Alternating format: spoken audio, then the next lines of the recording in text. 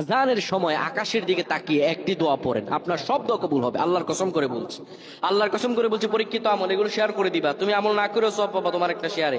এটি যদি শুনে অন্য কেউ আমল করে তুমি আর সওয়াব পেয়ে যাবা।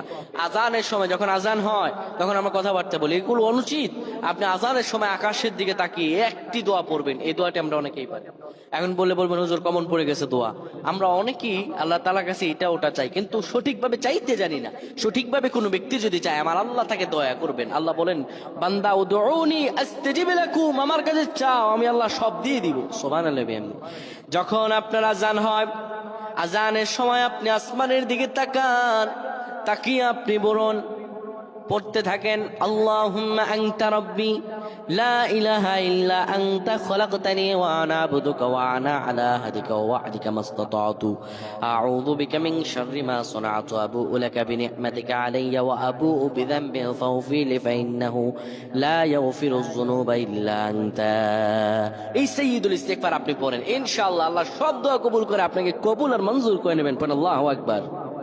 আজানের সময় আকাশের দিকে তাকিয়ে একটি দোয়া পড়েন, আপনার সব দোয়া কবুল হবে। আল্লাহর কসম করে বলছি, আল্লাহর কসম করে বলছি, পরীক্ষিত আমল এগুলো শেয়ার করে দিবা। তুমি আমল না করেও সওয়াব পাবা তোমার একটা শেয়ারে।